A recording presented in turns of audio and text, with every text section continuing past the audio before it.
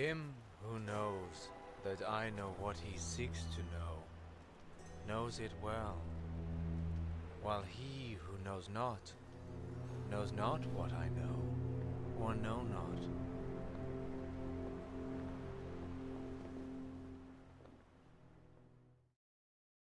Hoy there, I'm Mr. McFacepunch. You can call me Chainsaw. Welcome to another episode of the Dragon's Dogma lore run. Last time we played with some grimoires, learned a lot about magic, how it works in this world. So this is the pawn game. Now we're about to go into the Everfall. We took this quest from Barnaby, who's right here, this handsome fella. How you doing? So we're about to go down here. But first, I bet you can't guess what I'm gonna say. We gotta go talk to some people. It's a major theme for this run. We gotta talk to people. Because if you want to know what's going on, you gotta talk to people. So, if you want to do your own lore run, some things to pay attention to is who has quest-specific dialogue. Um, so Mason and Asalam both had quest-specific dialogue, but we finished A Matter of Myrmidons. So now, even though we should still be in the same text block, they'll have what they would have had without the quest dialogue, if that makes sense. If you're newly come to the capital, why not take the day to walk its streets, find your bearings? These last years, Duke Edmund seen to repairing worn fortifications and increasing the number of eyes out on watch. Grand Soren's not the largest of cities, sure, but its walls are well strong enough to keep the beasties out. All in all, not a bad place to live. So Asalam says that the Duke has been rebuilding fortifications, he's been increasing the number of troops and all that. We definitely have already seen so far that they have a heavy focus on recruiting, and they still don't have enough people. But in terms of new fortifications, you really don't see that a whole lot of places. This guard over here, he had quest-specific lines, right? Oh, I don't remember the name of this boy that had the quest-specific dialogue over here. Oh well. Let's rest till morning, and then we'll start trying to talk to people. Alright, I can't really find Mason.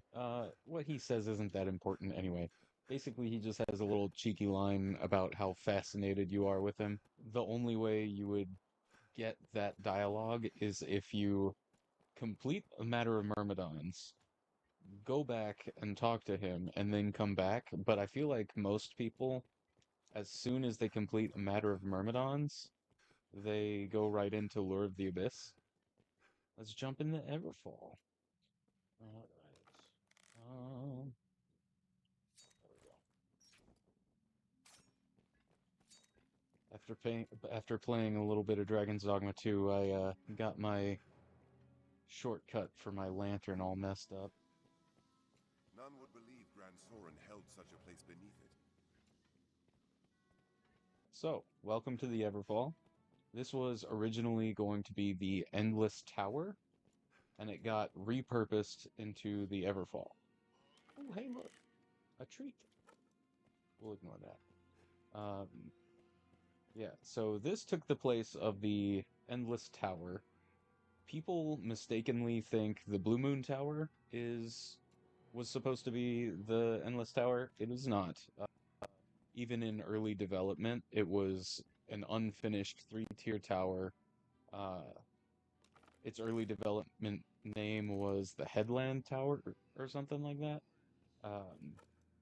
But Blue Moon Tower was never supposed to be the Endless Tower. This is the Endless Tower, except it's not endless. That's crazy. Nothing will happen with that later. Anyway, look at these guys. Aren't they kind of crazy? What are they doing? It looks like, well, let's look at the ones on the other side. Uh, So it looks like a dude clutching his ankles, bringing his face to his knees. So this is like very despair giving, you know? It's like this dude looks miserable. Just sitting hooded in the dark, clutching his ankles. Are those his toes? Those are some wild toes, dude. That guy has some nasty dogs. Back when there was still a moon in Dragon's Dogma, the Endless Tower was supposed to reach the moon, which was the abode of God.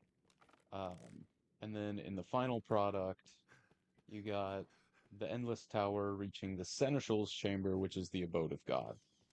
So it's a little different, but it's the same kind of premise. So if you're playing Strider, there's a little glitch with Skull Splitter that, oh, hi buddy, that lets you ignore fall damage, which, I mean, fall damage isn't canon anyway, but that's a different thing. So if you use the jump to break the little invisible barrier on the ledge here, uh, it just doesn't treat it like you fell at all. So then you don't take any damage. I am not We may playing be Strider enemy though, of so I Grand Soren's cannot do forces, that. but this I place am will playing prosper Ranger. just the same. Zoom! Yeah, look at those dudes' dogs. Those they're gripping that ledge. That is wild. Yeah, that guy's not having a good time. So it's interesting, lore-wise, the rift is tied to like souls and stuff like that. Um, the rift becomes more active when the dragon's around, and then, interestingly, when the rift becomes more active, the dead start raising. And so, I mean, like, you kind of see undead in almost every dungeon, but like, it's fitting lore-wise that the primary enemies in here are undead.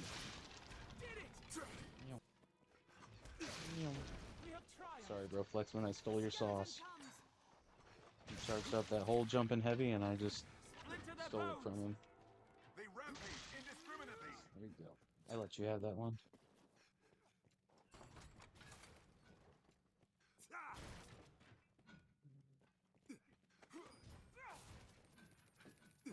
You know, I kind of miss being able to actually check what a chest has before you take it. Like in Dragon's Dogma 2, you like as soon as you open the chest, you automatically take what's inside. But like Dragon's Dogma 1, you open the chest and it's there and you can check what it is and then decide whether or not you want to take it. That is much better in my opinion.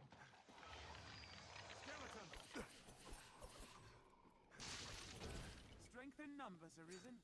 It'll take more than that. With holy light.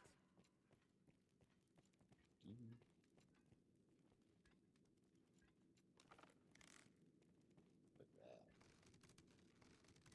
I'll take that. So in Dragon's Dogma 2, Rothias would be right there. Interestingly. Look at this guy again. Better light. Good gravy.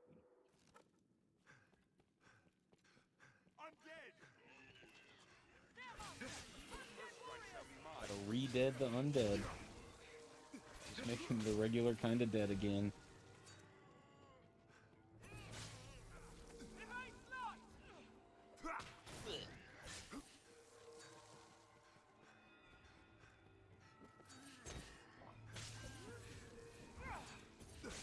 It'll take more than that.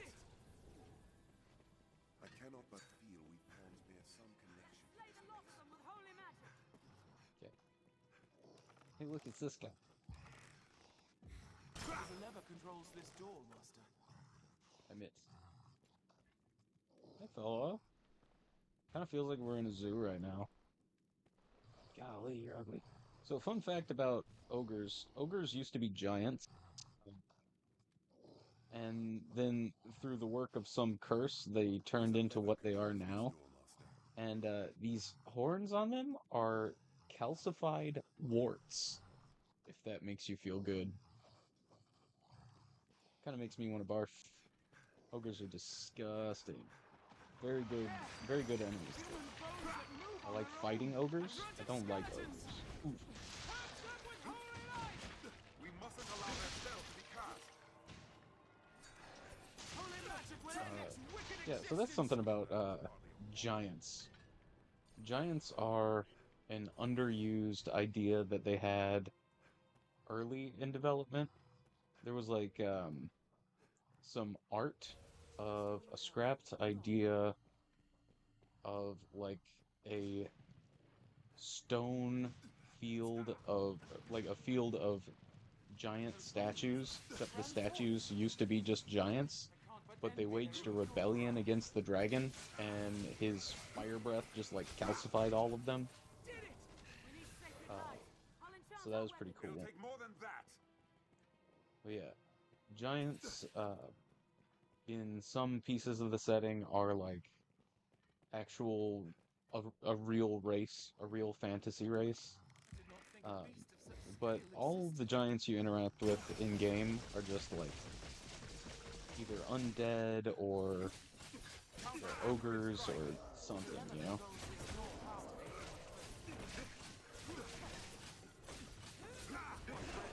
Careful, they're fast for all that muscle. More vicious than a cyclops. It becomes God, I didn't have brain splitter on me. Played Strider for too long. This looks interesting. Okay, I don't like Here's a lever that they drop unspeakable meat. And then I also don't like that they just call it the former property of an ogre. Like, what kind of meat is unspeakable? Like, what do you mean by that? Honestly, like, it's probably not double entendre. It's probably just like referring to their cursed state. Like, I don't know. Maybe it's like a dirty joke. I feel like it's probably not. It just sounds like it is. Ogre spur, thorn-like protrusion pulled from an ogre corpse. I'm not gonna lie. Plucking off calcified warts from an ogre sounds icky, dude. There is a path leading off this way as well. I feel like it's too easy to just click the lever and then go on the main path. Like, this is the path with some hair on its chest, you know? Back in the ground. Yo. A walking dead. Careful. That was effective. Purge them with holy magic. The skeleton mage comes. Their master harpies. Take on the strong.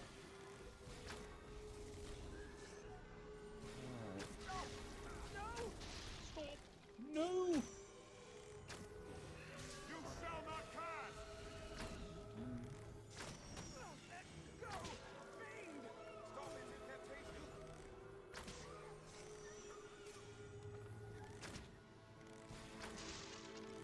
Beware the harpies. Harpies will snatch you and fly.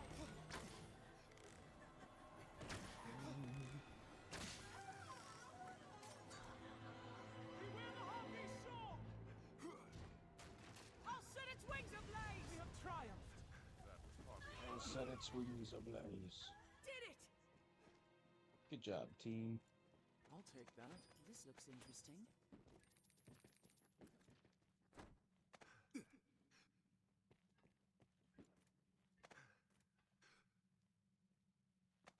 Oh.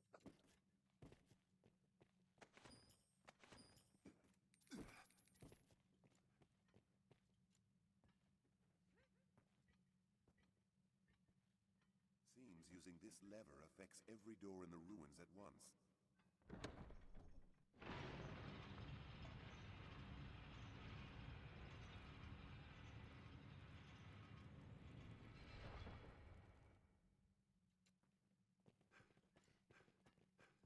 Treasure, perhaps. Let's have a look.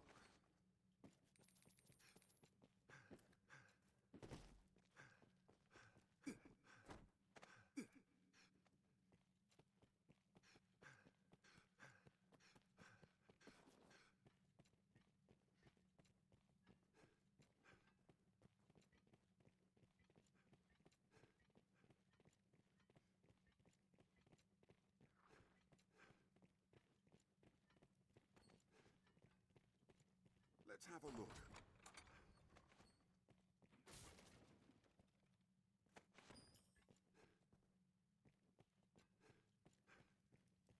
So I don't know about you guys, but playing Dragon's Dogma has actually increased my vocabulary quite a bit.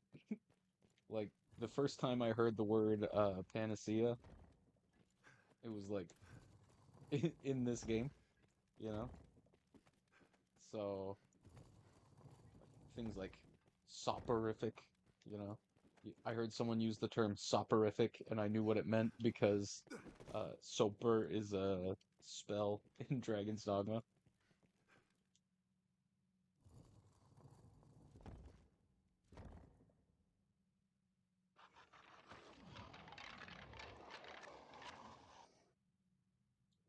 Ooh.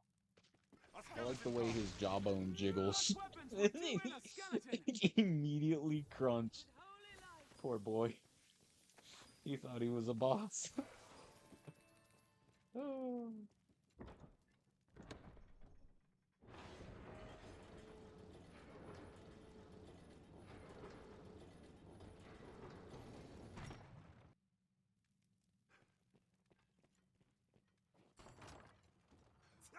I wonder what's inside.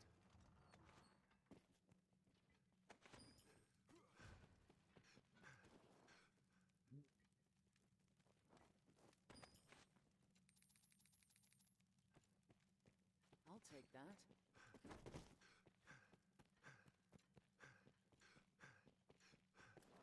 See now, it's interesting that the game gives you the option early on to go down the easy path.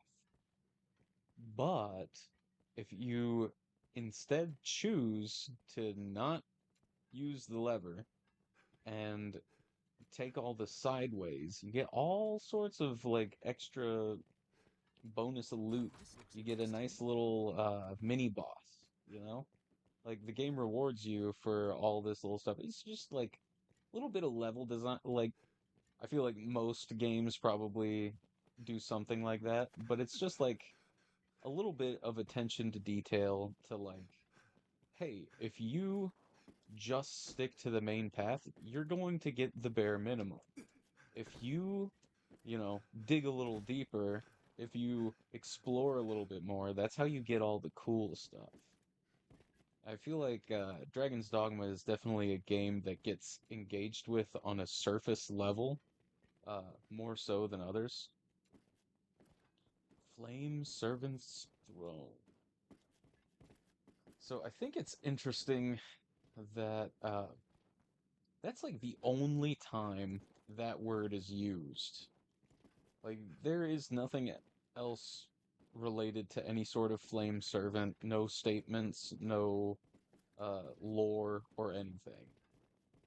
Uh, Obviously, like we know from a symbolic perspective what the fire is, right? But uh, this also is not a throne, you know? It's kind of just a bowl.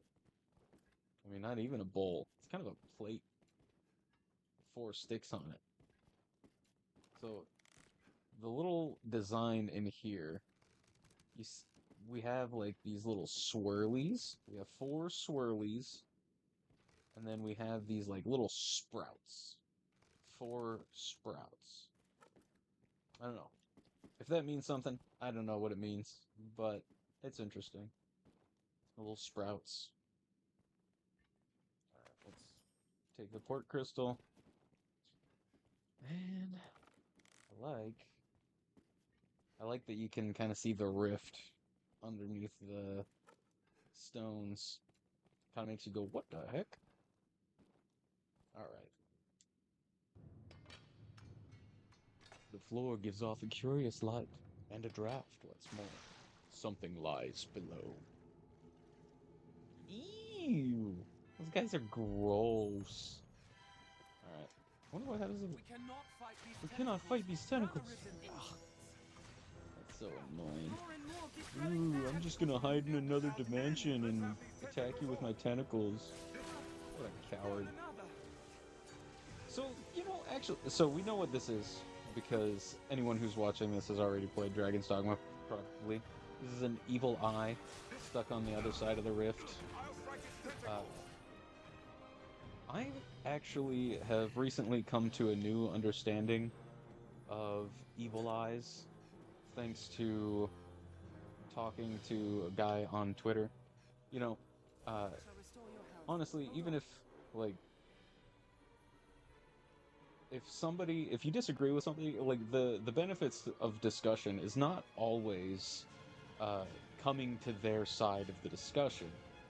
Sometimes it's just finding a new perspective, reevaluating your own ideas, and gauging their worth. So I did not come to this other guy's opinion on evil eyes, but so there's evil eyes, there's vile eyes, and then there's the gazer, right? Evil eyes are made when a dragon dies and then focuses all of its remaining magical power into its eye. The eye then survives as its own creature and becomes an evil eye. So, I mean, we've gone over that before, but there is a fan theory, and I call it a fan theory, even though I took it as gospel for a long time, that vile eyes are the smaller ones. The fan theory is that vile eyes come from drakes, and there's actually no evidence for that at all, other than they're smaller. But then in the design works, the baby evil eyes are just vile eyes. So, and if you look at the size proportion of a vile eye, it is closer to the standard eye size of the great dragon, not the drakes. Much, much larger than the drakes. So the reason this discussion even came up was because we were discussing the gazer, and there's all sorts of like theories about, whoa, what kind of dragon did this come from? You know, because the gazer has this gigantic eyeball. And the answer is it didn't. It came from a great dragon, and it just grew to that size. The same way the vile eye is like the baby, and then the eyeball grows. The Dark Arisen design works also says something like that the gazer is a swollen, distorted version of an evil eye. So there's no reason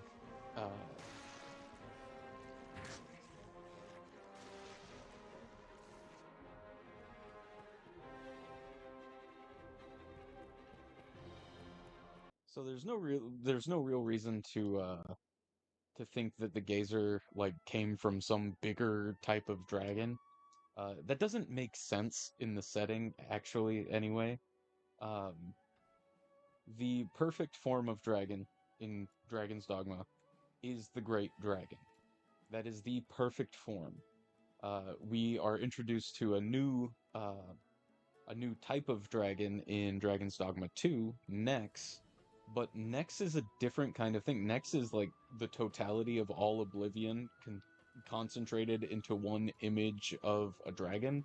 But he's not the perfect dragon because he's not made from an Arisen, you know?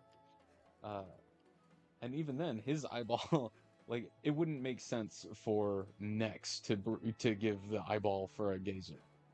Nex isn't that kind of thing narratively, you know? So there's actually, despite the popularity of the theory, there's actually no reason to think that vile eyes come from drakes. And like that's just one of those things where like it's an idea, it gets popular, and then it gets taken for granted that it's true.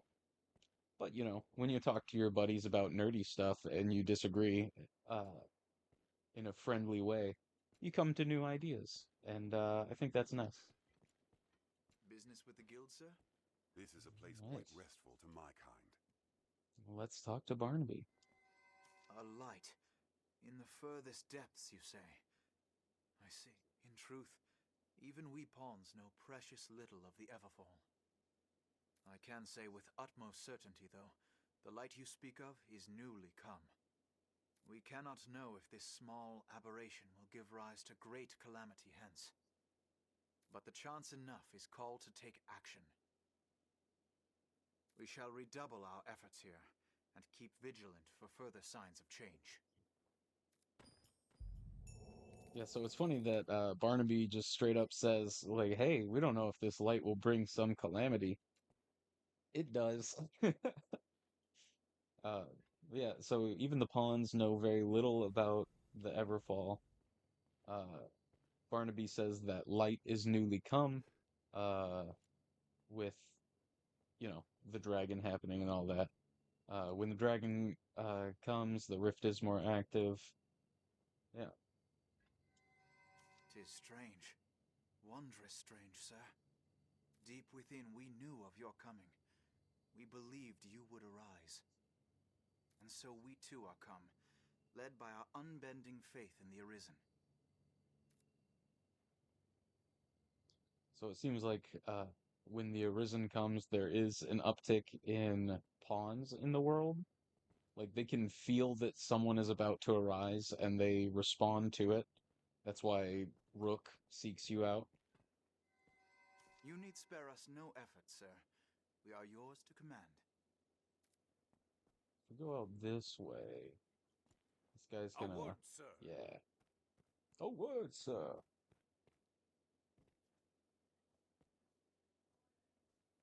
Are you the Arisen? I bring a message from the Duke himself. His Grace has judged your feat in slaying the Hydra most laudable. To honor your noble works, you are hereby welcome to the Worm Hunt. You may now accept orders from Sir Maximilian, Captain of the Hunt. Bring this writ to Sir Maximilian outside the castle gates. He will instruct you further. That document confers the status of Hunter upon you. Carry it on your person, always.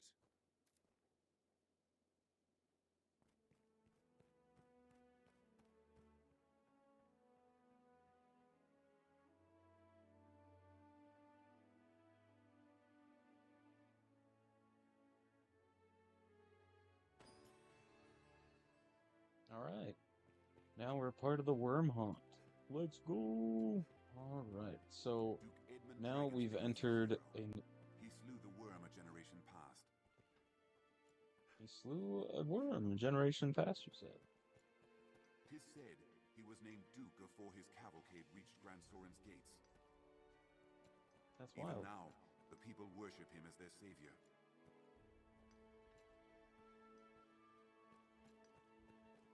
Even now, the people worship him as his Under savior. his guidance, Ramses has known peace and prosperity.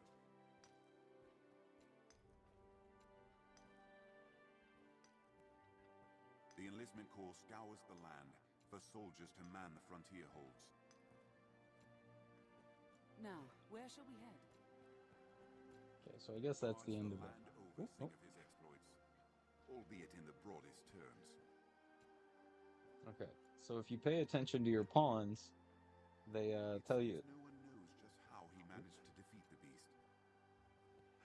Yeah, he wasn't done yet. Okay, so they're already The pawns that fought alongside him must be about somewhere. that's interesting.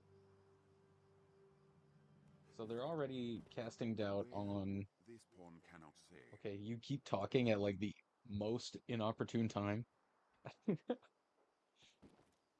So we're already casting doubts on Duke Edmund.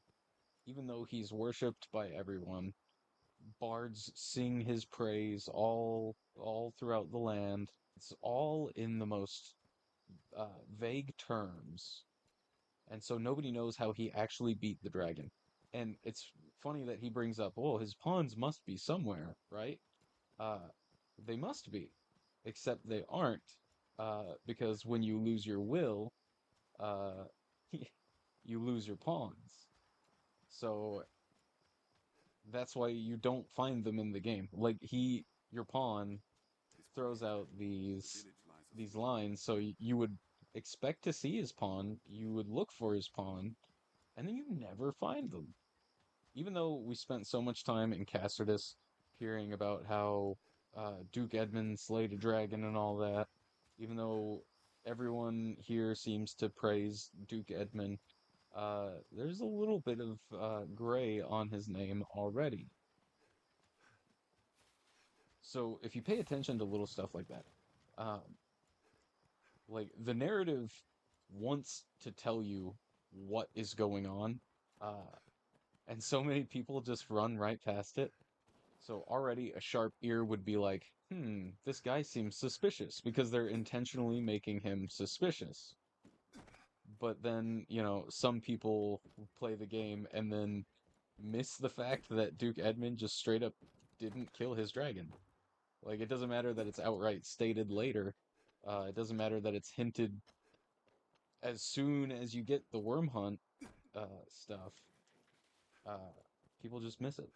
So the worm hunt was started by God King Leonard in part of his like continental rule. So now we've entered a new stage for dialogue. A man can get a notion of the size of an army by the count of the arms they buy.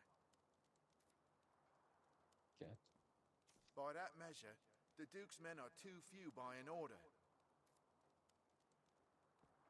There's talk of begging help from the neighboring lands, but who can say when they'll arrive? Okay, so that's what the worm hunt is. It's a treaty that all the nations will band together whenever a dragon's about so that they can fight it together. Uh, but remember, they've been itching for recruits, and like they've been acting like they just can't get enough, and well, it turns out they can't. I've no conception on the number of men required to fell a dragon. But I doubt the men now counted in his grace's employ are enough to hold even the castle. Ooh. So it's cool. If you go to the the blacksmith tells you who he's selling weapons to, how many weapons he's selling. And he's saying, hey, by this count, we're in a bad spot. Oh yeah, this guy's bad. Must be nice being arisen and all. I wager you earn enough coin for some finer weapons, for one. It's weird that they think you just like get a salary for being arisen. Like, dog, I find my piles of gold in like dungeons surrounded by skeletons. You could go down there and get the same gold yourself if you wanted. Meanwhile, it's a fortunate guard whose blade can hold an edge at all. And armor. They truly believe we can stand up to a dragon with equipment the likes of this. Hey, you want to know something crazy? Standing up to the dragon has nothing to do with your equipment. This guy's just making Where shall we excuses. head? Hey, there's Mason. Couldn't find you before. The life of a sales. Take care dealing with traveling merchants. Their kind will sing a pretty tune about some rare trinket and have you empty your purse for a trifle. Worse still if it's ensorcelled goods you're buying. I say again, take care. Take all the time you like. Do come again. Thank you for the wisdom, Camellia. Why not stay? Take all the... Do come... This lady doesn't The seem realm's in a right state, eh? Yeah. Rome is in a right state. You're right. Me, I've no love of magic in its kind. Iron and steel honed to an edge. That's all a man really needs. The master works all. That's what I'm Can't saying. go wrong. Come again. If you've coursed across monsters, it's steel and muscle will see you through. Especially if it's steel from my shop. The master Tell him, works all, Caxton. you can't go wrong. I love that. I love Caxton's attitude. What a boss. Come again. After a weapon fit to slay the worm, are you? I don't ken whether such a thing even exists. But a good weapon is tempered with use. The steel grows stronger with each battle. Same as the arm that wields it. The master works all, you can't go wrong. So that's a weird thing. That's just like obviously not true, right? Uh, in conventional wisdom, the more you use a sword, the worse it gets, the more likely it is to break, the more brittle it becomes. This line actually has some interesting implications Come again. that I found on accident when I was just looking on Twitter. There's like this little glitch where if you have a rusted weapon that can inflict debilitations and you use a ballista, the debilitations also like are given from the ballista. So I threw out this silly little theory. Oh, well, maybe the user imbues his spirit into the weapon, and that's why, the properties transfer or whatever. Just a silly little theory. It wasn't like even something that I meant to take seriously. But then Caxton delivers this line where he says that steel tempers with use and becomes stronger as the arm gets stronger that wields it. And all of a sudden, that actually kind of makes sense. So it doesn't matter what kind of weapon you wield against the worm if your metal doesn't match, you know? Like, I mean, in the end, the God's Bane, right, is a manifestation of your soul, uh, and it's a sword. But also like the whole Dragon's Dogma 2 approach to souls and even like dragon forging, um, that really actually solidifies this from like just theory into like it's probably just the intended uh mechanic. It's just the intended way that it works. Um, So in Dragon's Dogma 2, you pay Worm's Life crystals uh, to upgrade your weapon to Dragon Forge it, right? Well, Worm's Life crystals are literally just the souls, the remaining bits of soul from a dragon. So you do literally imbue some sort of spirit into your weapon to make it stronger. Also, like I forget the exact verbiage, but so the Dragon Forged in Dragon's Dogma 2 says something like Dragon forging a weapon will like give you the ability to overcome the will of the world. So basically, what overcomes the will of the world? In Dragon's Dogma 2, it's a God Sway, which is the mix between an arisen soul and a dragon's soul. That is how you make a God Sway.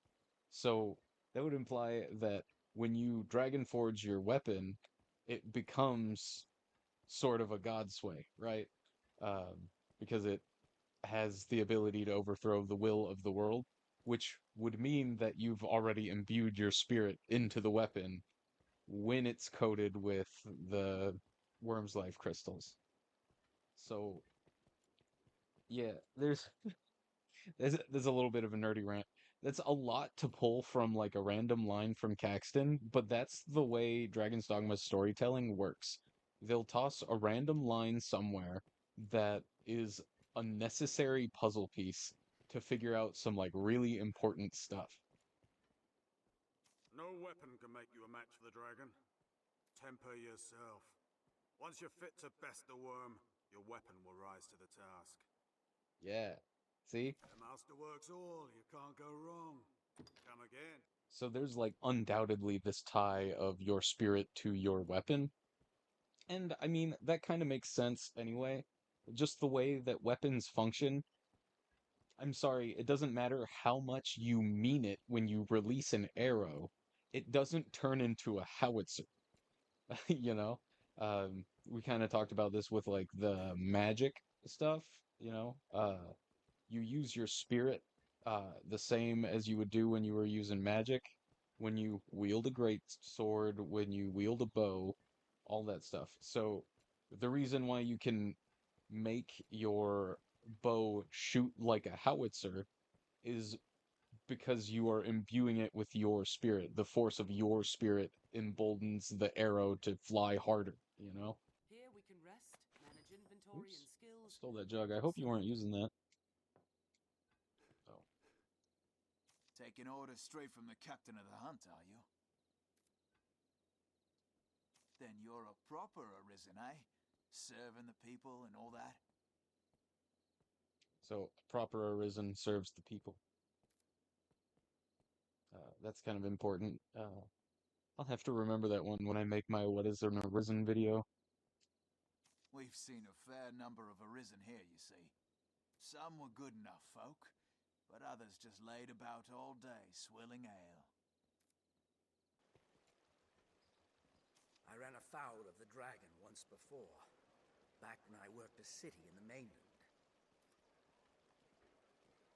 That was a sad sight. City folk fleeing in terror, trampling down their own, others killed by beasts. So even in his telling, like when the dragon comes, beasts come with it. Losing your head to fear will kill you sure as losing your head to steel. Make no mistake. I don't know you. And I don't take kindly to folk I don't. I suffer pawns less kindly still. Take that gloomy lot and sod off. This guy's not nice. I suffer pawns. The Duke assembles men of great valor to rise against the dragon. I pray they are successful. For all their majesty, I fear even Grand Soren's walls can ill protect us from the dragon. At times I worry whether we are right to remain here. For all their majesty, at times... I feel like we've already heard her say that too. Yeah, walls are a bad matchup for dragons. They have wings. But also, that line kind of helps bolster the popular sentiment that people should just leave. All bearing different tales. You're an Arisen, yes? I've a sense for these things. We've seen our share of Arisen come through, I can tell you. Most were good, honest folk. I think the rest ran off without paying. There's a way about your kind that's common to all, honest men or no. A certain air, huh? That glint in your eye what says, leave it to me. Okay, so Meredith, when he says, we've had a fair number of Arisen come through here, and some of them were good, but some of them are, like, shady fellas that were lazy. She's kind of saying the same thing, but also there's a certain glint in their eye. There's something about their spirit that still discerns them as Arisen. And something like, okay, I know it's like the common view that Arisen are determined by the dragon, but the last time a dragon has come to Grancis was 50 years ago. And Nettie isn't 50 years old.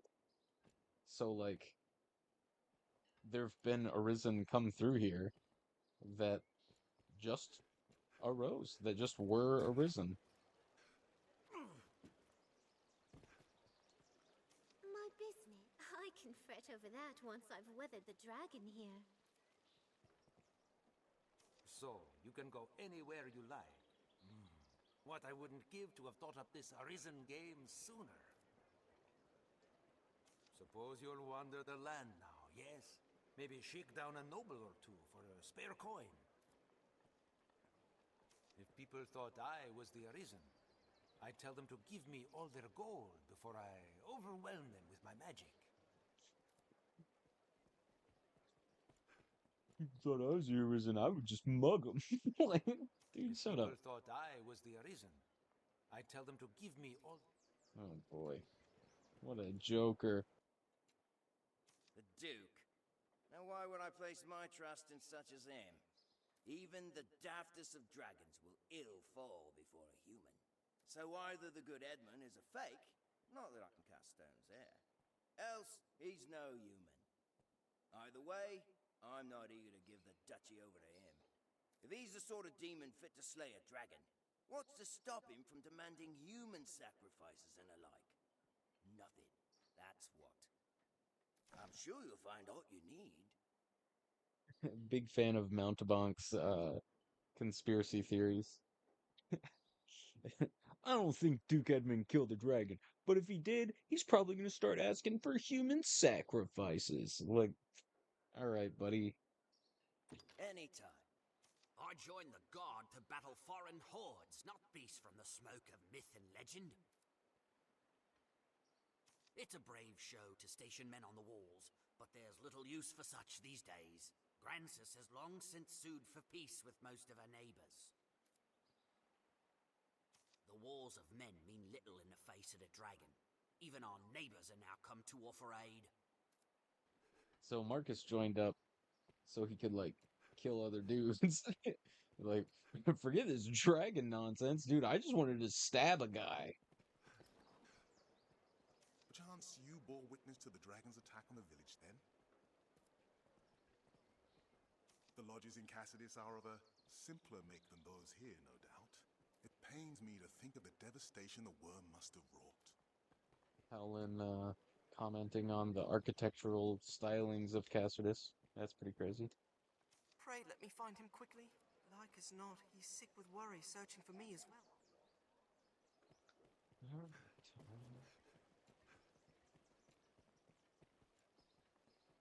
I made for the mainland to avail myself of the Great Library. It's the finest collection of letters in all the lands. So, he mentioned something about the Great Library. Like, there's so many things like that that are in the mainland. It really makes you feel like they were gonna, like, they were setting it up to do something with it, and they just never did. Though I oft lose myself in books, my journey was no holiday. My master tasked me with the investigation of rare and valuable crops, that we might gain sway over other merchants. I return here to find my master fled, and all people cowering in the shadow of the worm. I'm unsure what path to follow from here, truth be told. He doesn't know which way to go. His master left him, and now he's just aimless. I care not if you are the Arisen. I've no time for idle talk. Alright, Victor. Ambition sees to the end of many a good man, but it shall not be so with me. I bet. My name will be known throughout Grancis, or death take me. Yes, one of those will happen. What does it take for you to leave a man in peace? You gotta stop giving me unique dialogue. Oh. This guy is getting it. Look at... Wow. Me too. Tis hard to find reason to go on. Well, you might just be busy right now.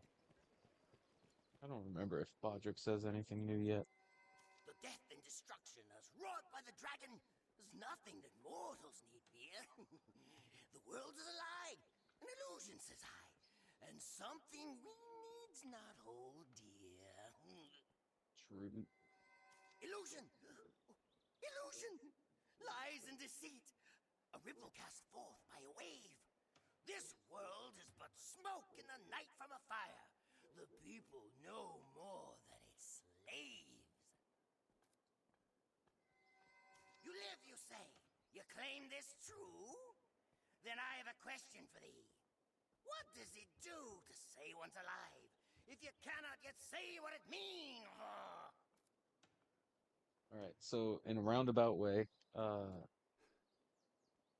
Bodrick is pointing out the main question of Dragon's Dogma's narrative. What does it mean to live? You get the answer at the end. It is volition. There is no true life without volition. Prove you are here. Prove you exist. Prove that I stand here in kind. You cannot prove thus, because then I could claim to be sprung from your own adult mind. So now, during the worm hunt quests, we won't get as many dialogue runs because it only updates once when you start the worm hunt quests. Then it updates again once you start taking the Duke's orders, and then during the Duke's orders, it doesn't really update until uh, you finish the Duke's orders, you know. An armorer, I believe. You'll find naught but the manses of wealthy folk past here. Well, I suppose there could be some among them might have work for the Arisen. Guardsman's wage is hardly worth the danger. What is it? I shall thank you not to reproach me so brazenly. 'Tis a wide gulf of class stands between us. You would do well to remember. I am so dreadfully bored of everything. Why do you suppose the dragon attacks mankind? Are we a particular delicacy? And pray, what was it eating until now? The Duke and his men are all doing their best, I've no doubt. But oft a man's best is far from enough. Boy there. Are you familiar with the curious hill on the way from here to the manse? That which bears the image of a man writ large. A queer fella spends his hours on that hill, day and night, just staring off. The common folk name him the Fool of the Henge, most like due to his ravings. But no need to fear the hilltop half-wit. Seeing you brought him to mind is all. Ooh, you booger. Seeing you brought him to mind. What a But punk. no need to fear the hilltop half-wit. Seeing you. Oh, Marin. You're not even that swift, punk. Gosh. He hurt my feelings. Gosh. Hilltop half-wit. Reminds me of you. You must be the Arisen, he who commands the pawns. Yeah. Scripture speaks thus of the Arisen: go in peace, blessed traveler. For you walk toward the light, even as you walk toward destruction. The Maker ever watches over you on your way. There are those who eye the Arisen with suspicion. Perhaps the fault lies in those pawns you ride about with. Within these walls, you'll not find the prejudices of the outside, friend. All the Maker's children are welcome here, those bringing alms doubly so. You travel the land as an Arisen, do you not? His Grace Duke Edmund Dragonsbane once did the same. His Grace avers it was the Maker's hand guided him to slay the dragon in his youth. Even now, not a day passes without him visiting to offer prayers of thanks. You would do well to follow his Grace's example, young Arisen. May the light of the Maker shine upon you. This place serves as a hub among the land's abbeys where our members correspond. Not that we find time for such matters now the dragon's upon us. Alright, we're going to read the Chronicle, and then we'll save talking to the rest of these dorks for the next episode. You meet the pawn Barnaby, keeper of a great ruin beneath the city known as the Everfall. It seems he has been awaiting your arrival. While his eyes betray no emotion, the absolute faith he has in the Arisen is almost tangible. He asks you investigate a strange aura in the Everfall, and you see no reason to refuse his request. As you emerge from the Everfall, a member of the castle guard arrives, announcing that your valorous deeds have earned you a place in the worm hunt. The captain what leads the campaign can be found near the castle gate. He will have more details. Alright. Strange aura in the Everfall. Now we're in the worm hunt. Alright, it's been a fun episode. Lots of yapping.